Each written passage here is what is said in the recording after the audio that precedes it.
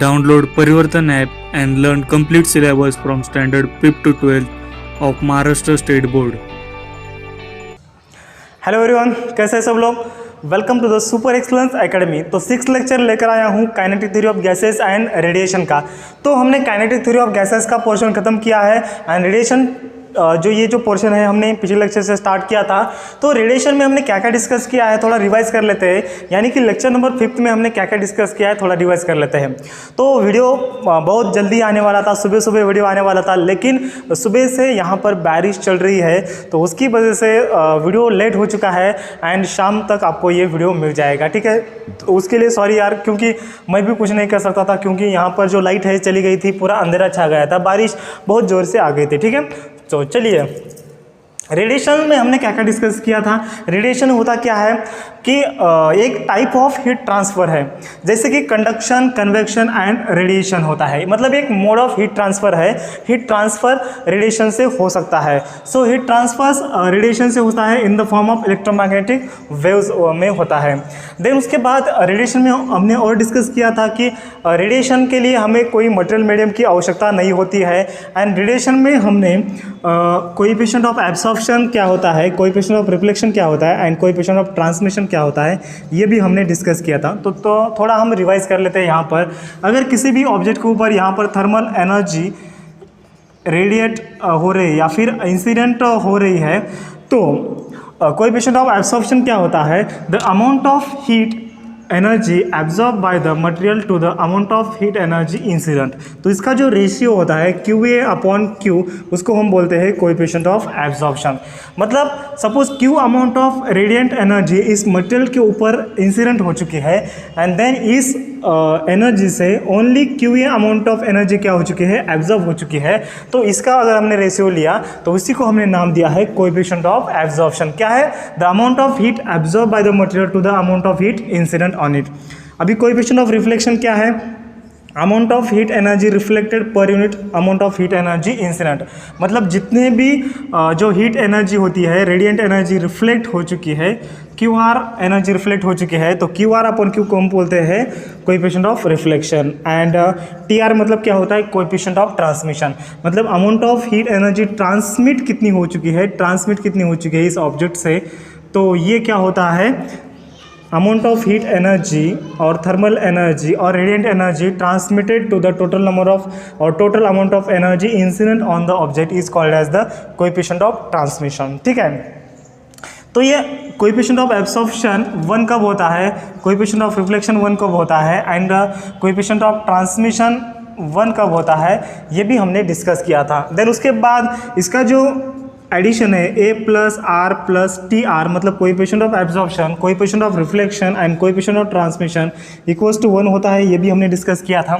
तो देखिए, coefficient of transmission 1 कब होता है, जब ये जो सब्सटेंस है डायथर्मनस सब्सटेंस होता है या फिर डायथर्मनस जब बॉडी होती है, तो ट्रांसमिशन 1 होता है, एब्सॉर्प्शन 0 एंड रिफ्लेक्शन 0। मतलब डायथर्मनस सब्सटेंस क्या होता है, ऐसा सब्सटेंस जो थर्मल रेडिएशन को क्या करता है, थर्मल रेडिएशन को क्या करता है, ट्रांसमिट करने को अलाउ करता है, उसको हम क्या बोलते हैं, डायथर्मनस सब्सटेंस बोलते हैं। एंड अथर्मनस सब्सटेंस किसको बोलते हैं, इसको भी थोड़ा रिवाइज कर लेते हैं।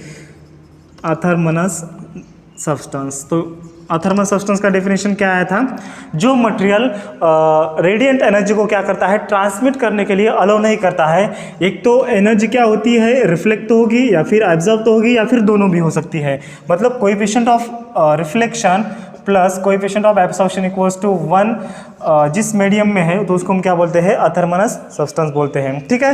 देन उसके बाद हमने डिस्कस किया था परफेक्ट रिफ्लेक्टर क्या होता है। परफेक्ट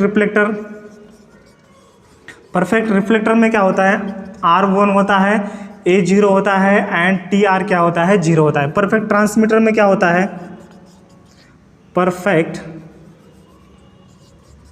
ट्रांसमीटर, तो परफेक्ट ट्रांसमीटर में क्या होता है, TR 1 होता है, बाकी 0 होते हैं। एंड परफेक्ट जो एब्सॉर्प्शन होता है, परफेक्ट एब्जॉर्बर उसको हम बोलते हैं, तो उसको हम क्या बोलते हैं, परफेक्ट एब्जॉर्बर को हम बोलते हैं ब्लैक बॉडी, ठीक है। परफेक्ट एब्जॉर्बर को हम क्या बोलते हैं, ब्लैक बॉडी, जिसका कोएफिशिएंट ऑफ एब्सॉर्प्शन क्या होता है, 1 होता है, कोएफिशिएंट ऑफ रिफ्लेक्शन 0 होता है एंड कोएफिशिएंट ऑफ ट्रांसमिशन भी क्या होता है, 0 होता है। तो ये पूरा हमने डिस्कस किया था। तो एक पॉइंट है और एक पॉइंट लिख लीजिए। अगर हमने डिस्कस किया था कि डायथर्मल सब्सटेंस किसको बोलते हैं, अथर्मनस सब्सटेंस किसको बोलते हैं, तो ये किसके ऊपर डिपेंड करता है, मटेरियल के ऊपर डिपेंड करता है। ये मटेरियल कौन सा है, आयरन का है, लोहे का है, पीतल का है मतलब कॉपर का है, गोल्ड का है, सिल्वर का है, प्लास्टिक का है, क्ले का है, मिट्टी का है, ये मटेरियल के ऊपर डिपेंड करता है। ये डायथर्मनस है क्या, अथर्मनस है। लेकिन ये जो डायथर्मनस सब्सटेंस होता है या फिर अथर्मनस सब्सटेंस होता है, ये वेवलेंथ के ऊपर भी डिपेंड करता है। It's depend on the wavelength of the light incident on it. देखो अगर इस मार्कर पेन का ये जो आगे का जो पोर्शन है ब्लू कलर का है, तो all the visible lights are incident on it, and उसमें से क्या हो रहा है कि ओनली ब्लू कलर की लाइट क्या हो रही है, रिफ्लेक्ट हो रही है। मतलब ब्लू कलर के लिए ये क्या है, परफेक्ट ट्रांसमीटर है क्या, ब्लू कलर की लाइट इस मार्कर से क्या हो रही है, ट्रांसमिट हो रही है क्या, नहीं। तो ये ब्लू कलर लाइट के लिए क्या है, ब्लू कलर वेवलेंथ के लिए क्या है, सपोज ब्लू कलर की वेवलेंथ जो भी होगी, तो for the blue colour wavelength, blue colour wavelength, तो ये डायथर्मल सब्सटेंस है क्या, डायथर्मल सब्सटेंस मतलब क्या, जिस मटेरियल मीडियम से क्या होगी या फिर जिस मटेरियल से क्या होगी, ये जो थर्मल रेडिएशन है ट्रांसमिट हो जाएगी। तो यहाँ से ट्रांसमिट हो रहा है क्या भाई, ब्लू कलर का है, तो ये ब्लू कलर का है, तो ब्लू जो लाइट है इसके ऊपर इंसिडेंट हो रहा है, तो ये ट्रांसमिट हो रहा है क्या, नहीं।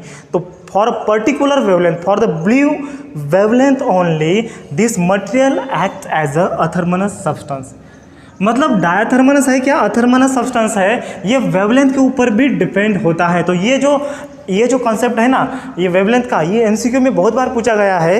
एंड आपकी नीट की एग्जाम हो, एमएसटी सीईटी हो, या फिर आपके बोर्ड के जो एमसीक्यू है, तो उसी एग्जाम में एज ए एमसीक्यू में ये जो कॉन्सेप्ट है बहुत बार पूछा गया है, तो इसको नोट डाउन कीजिए। सो the medium or the material is athermonous or the diathermonous, it depends on the material of the substance or the wavelength of the substance. It's also depend on the wavelength of the substance. मतलब particular wavelength के लिए ये material डायथर्मनस है क्या, अथर्मनस है, ये depend करता है। ठीक है, तो हर एक वेवलेंथ के लिए ये अलग अलग होता है। ठीक है, तो आज ये पूरा जो पोर्शन था ये हमने ऑलरेडी डिस्कस किया है लेक्चर नंबर 5 में। तो आज हम डिस्कस करने वाले हैं perfect black body, Ferry's black body क्या होता है, आज हम डिस्कस करने वाले हैं। ठीक है, तो इसको नोट डाउन कीजिए। तो चलिए परफेक्ट ब्लैक बॉडी की ओर हम बढ़ते हैं। तो टाइटल लिख लीजिए, perfect black body, perfect black body. ठीक है, तो परफेक्ट ब्लैक बॉडी क्या होता है आज हम डिस्कस करने वाले हैं। तो किसी भी अगर मटेरियल के ऊपर अगर रेडिएंट एनर्जी या फिर thermal energy, radiant energy incident हो रही है, suppose Q amount of energy क्या हो रही है, इंसिडेंट हो रही है, एंड पूरी की पूरी एनर्जी अगर इस बॉडी के अंदर क्या हो रही है, एब्जॉर्ब हो रही है। मतलब क्या है, QA/Q, मतलब जितनी अमाउंट ऑफ एनर्जी इंसिडेंट हो चुकी थी उतनी पूरी अमाउंट ऑफ एनर्जी एब्जॉर्ब हो चुकी है। मतलब 100/100 क्या आएगा, 1 आएगा। मतलब जो कोएफिशिएंट ऑफ एब्सॉर्प्शन क्या है, 1 है। सो ऐसी बॉडी, जिस बॉडी का कोएफिशिएंट ऑफ एब्सॉर्प्शन 1 है, नियरली इक्वल टू 1 है, उसको हम क्या बोल सकते हैं, परफेक्ट ब्लैक बॉडी बोल सकते हैं। ठीक है, तो यहाँ पर जो पूरे बादल आ चुके हैं तो उसकी वजह से दोस्तों थोड़ा अंधेरा आ सकता है, तो उसको थोड़ा एडजस्ट कीजिए। और पूरा ब्लैकिश कलर का दिख सकता है, और हमारा जो टॉपिक भी ब्लैक बॉडी चल रहा है। तो चलिए, तो इस माहौल में थोड़ा मज़ा लेते हैं ब्लैक बॉडी का। तो परफेक्ट ब्लैक बॉडी किसी को करते हैं, जितनी अमाउंट ऑफ एनर्जी इंसिडेंट हो चुकी है किसी ऑब्जेक्ट के ऊपर, उतनी एनर्जी क्या हो चुकी है, एब्जॉर्ब कर ली है उस बॉडी ने, उसको हम क्या बोलते हैं, परफेक्ट ब्लैक बॉडी बोलते हैं। तो इसका डेफिनेशन लिख लीजिए। तो इसके ऊपर जो क्वेश्चन पूछा गया है, यहाँ पर आपके एक्सरसाइज में क्वेश्चन पूछा गया है, और ये जो क्वेश्चन है फ्रेंड्स 2 मार्क के लिए बोर्ड के एग्जाम में भी पूछा जा सकता है। ठीक है, तो यहाँ पर जो क्वेश्चन नंबर 7 पूछा है, मैं रीड करता हूँ। What is a perfect black body and how can it be realised in practice. तो परफेक्ट ब्लैक बॉडी का डेफिनेशन क्या है पूछा है, and then how can it be realised in practice. तो प्रैक्टिस में इसको हम प्रैक्टिकल लाइफ में कैसे ला सकते हैं, 100% ब्लैक बॉडी हम कैसे बना सकते हैं, ये हमें उसका एक एग्जांपल देना है। मतलब फेरिस ब्लैक बॉडी का आपको एग्जांपल देना है। ठीक है, तो हम पहले परफेक्ट ब्लैक बॉडी का डेफिनेशन लिखेंगे। तो क्या आएगा definition, A a body which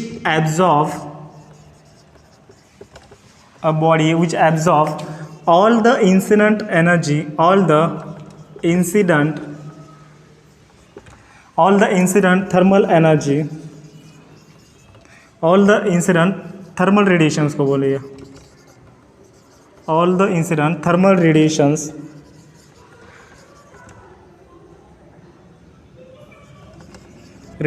falls on it, और all the incident thermal radiations, incident मतलब जो उसके बॉडी के ऊपर क्या होते हैं, फॉल्स होते हैं। तो black body which absorb all the incident thermal और ऑल द थर्मल रेडिएशंस, उसको हम ऐसे ही लिख सकते हैं, all the thermal radiations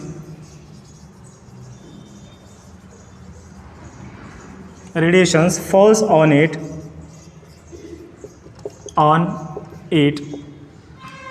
it is called perfect black body,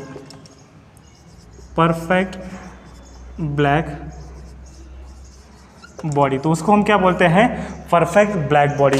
तो इस बॉडी के ऊपर जितनी भी अमाउंट ऑफ एनर्जी इंसिडेंट हो चुकी है, थर्मल जो रेडिएशंस है, थर्मल एनर्जी जो है इंसिडेंट हो चुकी है, वो क्या हो चुकी है, एब्जॉर्ब हो चुकी है, उसको हम क्या बोल रहे हैं, परफेक्ट ब्लैक बॉडी बोल रहे हैं। तो for the perfect black body coefficient of absorption equals to क्या आता है, 1 आता है, बिकॉज QA इक्वल्स टू क्या होता है, Q होता है। ठीक है, तो इस परफेक्ट ब्लैक बॉडी के जो एग्जाम्पल्स है, क्या क्या आ सकते हैं एग्जाम्पल्स, ऐसे देखो, ऐसी कौन सी भी परफेक्ट ब्लैक बॉडी नहीं है प्रैक्टिकल में, तो नियरली इक्वल टू जो परफेक्ट ब्लैक बॉडी होती है, तो उसके हम एग्जांपल देते हैं। जो लैम्प ब्लैक होता है, लैम्प ब्लैक या फिर प्लैटिनम ब्लैक या फिर कौन सा भी जो ब्लैक कलर का जो पेंट होता है, उसको हम परफेक्टली ब्लैक बॉडी बोल सकते हैं।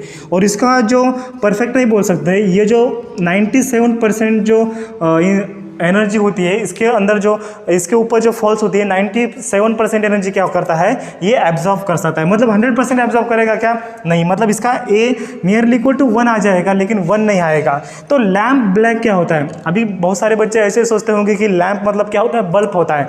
देखो, लैम्प मतलब बल्ब नहीं होता है, लैम्प ब्लैक जिसको कहते हैं, लैम्प ब्लैक एक चारकोल होता है। तो लैम्प मतलब बल्ब नहीं बोलने का, लैम्प ब्लैक मतलब एक चारकोल होता है, एक चारकोल का पाउडर होता है, परफेक्ट ब्लैक कलर का होता है। तो उसके ऊपर जितने ही इंसिडेंट एनर्जी इंसिडेंट हो चुकी होती है, जितने ही थर्मल रेडिएशन इंसिडेंट होते हैं, तो 97% ये क्या करता है, एब्जॉर्ब करता है। वैसे ही प्लैटिनम मटेरियल का प्लैटिनम ब्लैक होता है, वो भी एक ब्लैक कलर का होता है। तो ये 2 एग्जाम्पल आप लिख सकते हैं, इसका एक आप डेफिनेशन लिख सकते हैं। ठीक है, तो इसको नोट डाउन कीजिए, या फिर इसका एक आप स्क्रीनशॉट ले सकते हैं। तो परफेक्ट ब्लैक बॉडीज़ का आपको डेफिनेशन समझ में आ गया है।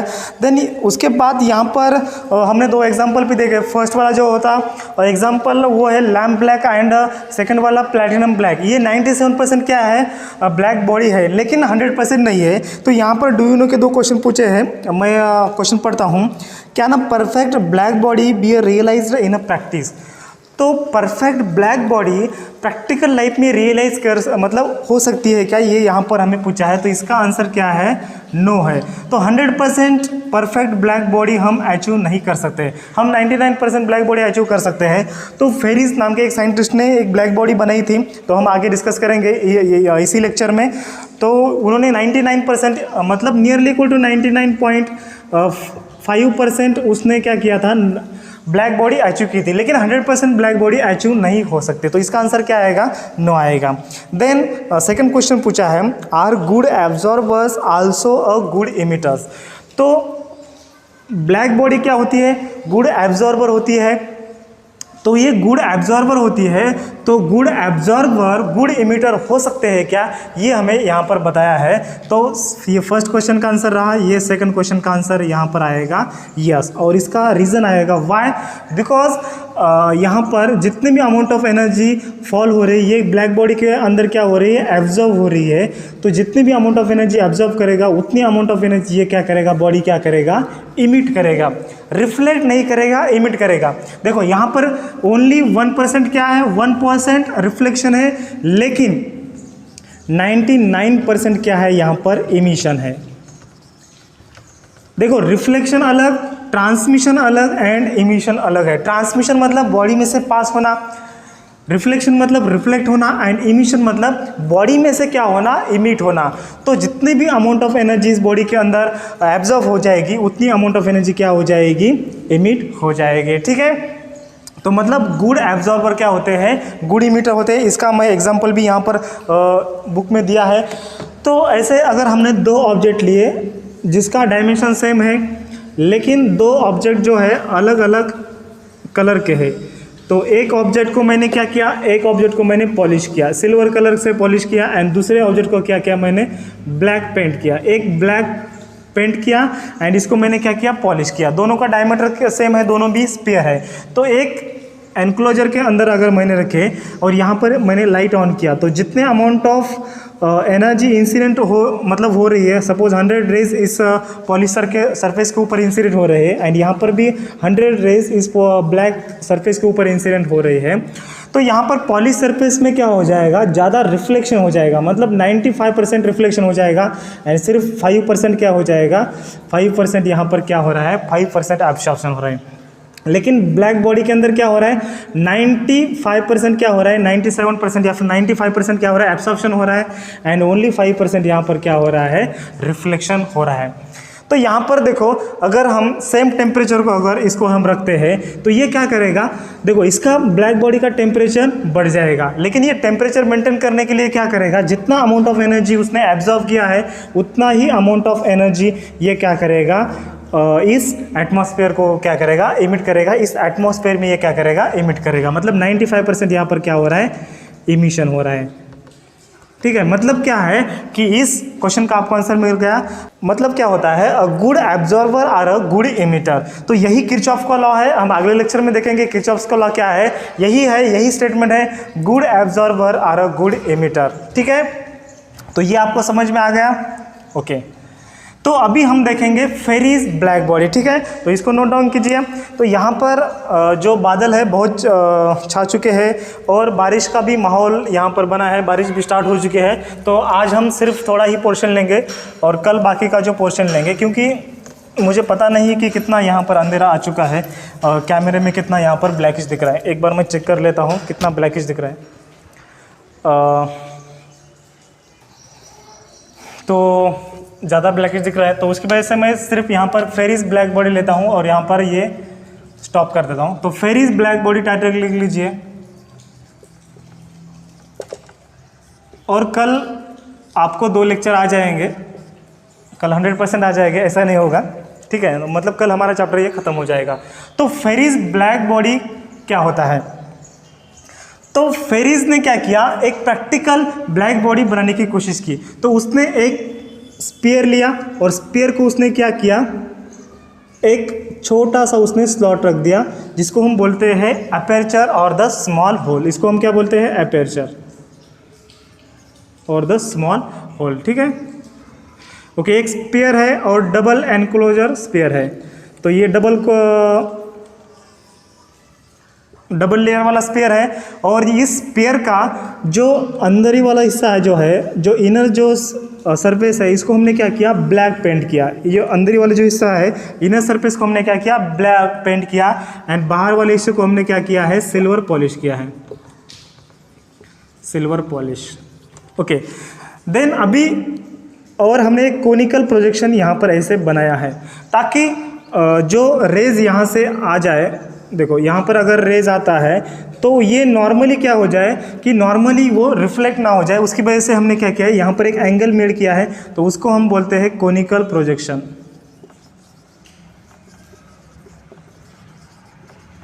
कोनिकल प्रोजेक्शन मतलब angle of incident equal to angle of reflection होता है। अगर ये सरफेस अगर ऐसा होता तो ये रेज अगर ऐसे नॉर्मली इंसिडेंट होता, ये नॉर्मली क्या हो जाता है, रिफ्लेक्ट हो जाता है।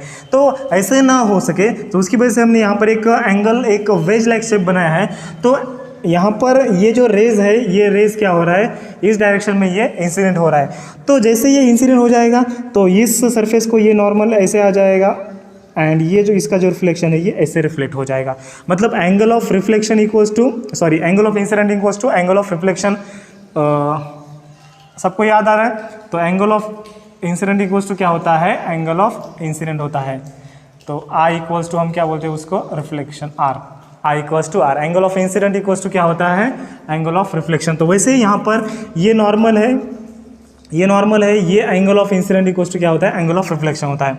तो जैसे ही यहाँ पर गिरता है ये रिफ्लेक्ट हो जाएगा, देन उसके बाद यहाँ पर क्या हो जाएगा? 97% एनर्जी क्या हो जाएगी? यहाँ पर एब्जॉर्व होगी। देन उसके बाद बची हुई जो 3% है रिफ्लेक्ट हो जाएगी, ये ऐसे जाएगा इधर। तो यहाँ पर 3% में से 97% एब्जॉर्व होगी, एंड देन बची वाली 3% जो है बहुत कम होती है वो, ये बाद में क्या हो जाएगी? ये भी क्या हो जाएगी? रिफ्लेक्ट हो जाएगी, ये रिफ्लेक्ट हो जाएगी, ये रिफ्लेक्ट हो जाएगी, ये बाद में रिफ्लेक्ट हो जाएगी, ये रिफ्लेक्ट हो जाएगी। मतलब जो थर्मल एनर्जी होती है ये क्या होती है? रिफ्लेक्ट होती है। मतलब यहाँ पर जो होता है टोटल इंटरनल क्या होता है? यहाँ पर रिफ्लेक्शन होता है। मतलब जितनी अमाउंट ऑफ एनर्जी इस एपर्चर से अंदर एंटर हो रही है, टोटल एनर्जी क्या हो रही है? एब्जॉर्ब हो रही है। मतलब इसको हम क्या बोल सकते हैं? फेरिस ब्लैक बॉडी, और इसको हम परफेक्ट ब्लैक बॉडी बोल सकते हैं। ठीक है, परफेक्ट ब्लैक बॉडी। ओके, तो यहाँ पर हम रुकते हैं, एंड अगले लेक्चर में जो हमारा अगला जो कॉन्सेप्ट है इमिशन ऑफ हीट रेडिएशन, ये भी बहुत थ्योरेटिकल कंसेप्ट है, बहुत इजी है। एंड देन उसके बाद इमिसिव पावर क्या होता है? कोएफिशिएंट ऑफ इमिशन, और इमिसिविटी क्या होता है? किरचॉफ्स लॉ क्या होता है? अगले लेक्चर में हम देखेंगे। अगले 2 लेक्चर में हमारा जो ये टॉपिक है ख़त्म हो जाएगा। 2-3 दिन वीडियो नहीं आए, उसके लिए बहुत मैं सॉरी कहना चाहता हूँ, क्योंकि यहाँ पर बारिश बहुत गिरी हुई हमारे इस सिटी में, तो उसकी वजह से मैं वीडियो नहीं बना पाया। लेकिन कल 100% पक्का 2 वीडियो आएंगे, और आपका जो टॉपिक है कल ख़त्म हो जाएगा। ठीक है, so thank you. Download Parivartan app made by Super Excellence Academy to watch more curriculum videos.